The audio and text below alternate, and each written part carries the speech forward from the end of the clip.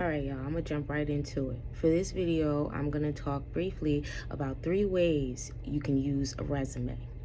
Now, everyone can benefit from creating a resume, whether you're a student, a recent grad, an entry-level employee, a seasoned worker, or even an entrepreneur. Okay, now resumes have multiple functions and purposes, and they can serve you in a multitude of ways. And most people tend to know what a resume is, but lack that understanding of all the utility that it serves and the multiple ways it can be used effectively to benefit you. So, forgive me if I look down a bit. I just wrote a few notes so that I could stay on point in this video, as I don't want it to be too long and I wanted to have substantive information.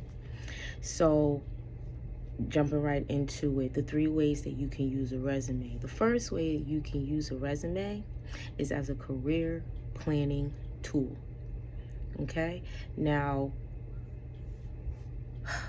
a lot of people lie on their resumes, and I think that's because they didn't start their resume soon enough. High school students should have a resume. They should at least start the framework of their resume when they get their working papers. Okay, that's a practice that helps them to start thinking about their career path. For me personally, I created my first resume when I was in college, in my undergrad. They had a career services center in every university, in every college that I've attended. So I've always utilized those services. In the writing center, resource center, career development center, there's always an office like that on every campus. But I don't know what it is about urban communities and underserved communities where we tend to lack that know-how on how to utilize these resources that are available to us. So for me personally, the first step in starting my career plan and deciding what my career path was going to be was the creation of this resume. By being able to write down the experience I had, or at least the education and the skills that I possessed at that time on paper, I was able to see where I was and determine where I wanted to go based on what I already had.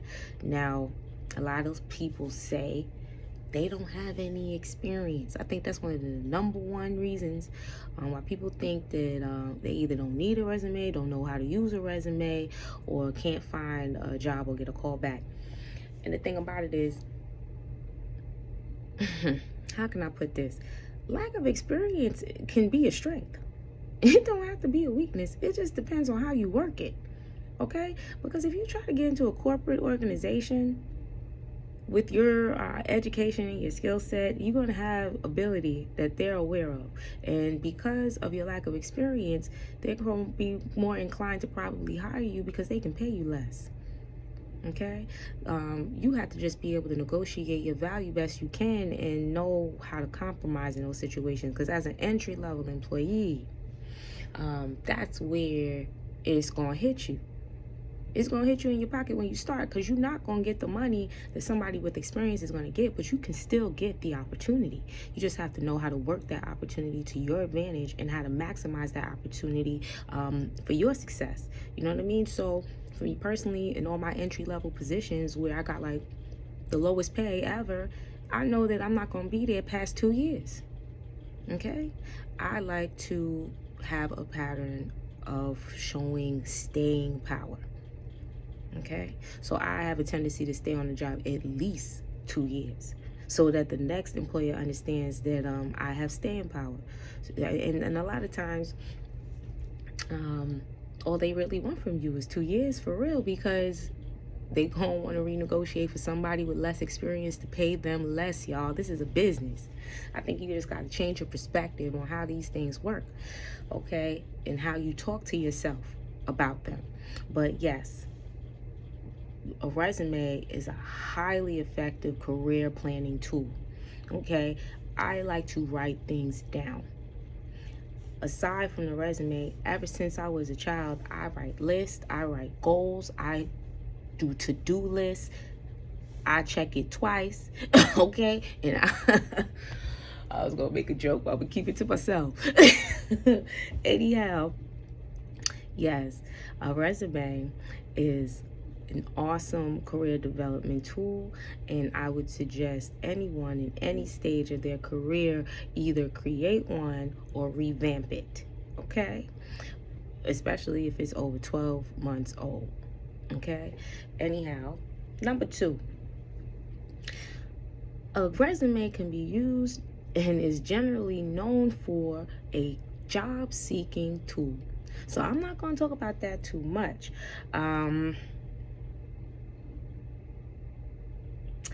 What I wanted to say about that is that although most people know that you need a resume for certain jobs, they don't generally know how to maximize on the resume. They don't know how to utilize a resume to effectively get callbacks and things like that. So that kind of is contingent on your line of work. So there really is no general application to the resume. It's job specific. Okay, and that's how you need to approach it. Don't feel like you want to have one blanket resume and that's the one you're going to use for every job. That's why nobody's calling you back, okay? Every resume needs to be tailored to the specific job that you're seeking. And depending on the industry, may need to be formatted differently, okay? And that needs to be considered, all right? So that's it on that. Number 3, professional marketing tool. And that's the one I think that a lot of people don't quite understand, especially in 2022 with all these entrepreneurs out here, which I love to see, don't get me wrong, but let's maximize on your potential, okay? Because a resume can be used as a professional marketing tool, and it's generally used like that for licensed professionals, okay, and business owners, okay, who know how to use it. So this alternative use of a resume tends to generally be unknown to the public, especially if you don't work in a licensed profession. So I'm going to give you a couple of examples of how you can use it as a marketing tool. 1, post it on your website or your business page. Depending on what you do, it still can be useful. What you have to understand is, back to number 2, the formatting would be different depending on the type of work that you do. So don't feel like because you do a certain line of work, there isn't a resume structure for you. There's one for everyone. And putting it on your web page makes you look more professional, okay, and establishes you and your skill set because it shows a record of hands-on experience, similar to testimonials or referrals and things like that. In licensed professions and in professional lines of work, they tend to put their resume on their webpage. Now, another way that people use their resume is simply sharing it with a client or their audience for the same reason. In one of my classes, and for those of us who have gone to college and have had syllabus given out, I had a professor give out his resume as opposed to his syllabus. Or prior to even giving out the syllabus, he gave out his resume, okay, which I found helpful. You know what I'm saying? To see his background, to see what he was bringing to the table, to establish himself in this profession. And in the event that you wanted to ask him a specific line of questioning as it related to a certain area of study that he may have experience in, I found it very useful when he did that. So I wanted to share that with y'all. And I wanted you all to understand that a resume is not simply a job-seeking tool. It can serve you in multiple ways and in multiple stages of your career. I personally have utilized resumes in a multitude of ways to establish myself as a professional and to get all these jobs I've had, okay? And I've had a lot of them. And I've had a lot of competitive jobs, okay? Okay, I've had multiple 401ks, okay? So I'm just saying, I've put this into practice successfully and have acquired many jobs. I've had like 30 jobs, and my real resume is pages long, and that's another point. That's why it's so important to tailor your resume to a specific job.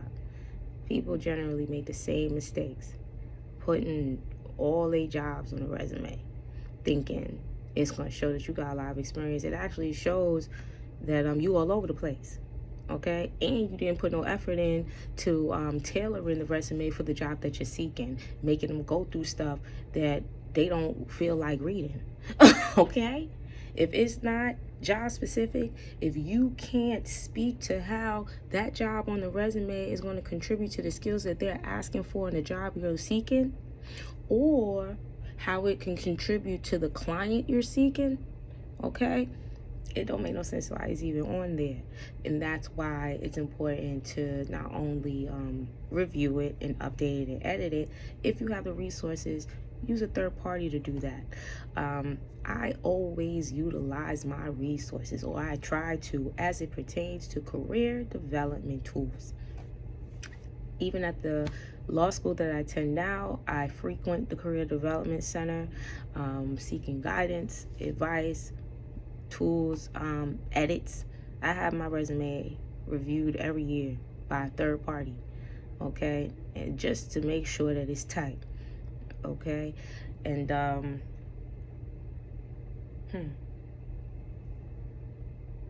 I might attach it to this video, or at least on my page.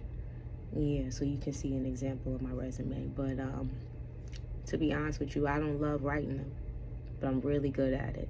And I really understand and believe in the utility of it because I've seen it work for me and others. Okay, if you could get a nice template, depending on your industry, because I'm in the legal field. So for me, generally my formatting is the same, and I just have to update the content as far as employer and task and stuff like that. I rarely have had to change the formatting. I've only had maybe 2 or 3 different formatting changes, and they tend to change with my level of education, like high school, undergrad, and then graduate study. So it's kind of changed in that regard. But that's it, because it's already 12 minutes on this video, and I didn't want to be 15 minutes long on the video. So I hope you found some of this information useful. If you are interested in me reviewing, editing, or creating a resume for you, please visit my website at www.higherstandards.consulting.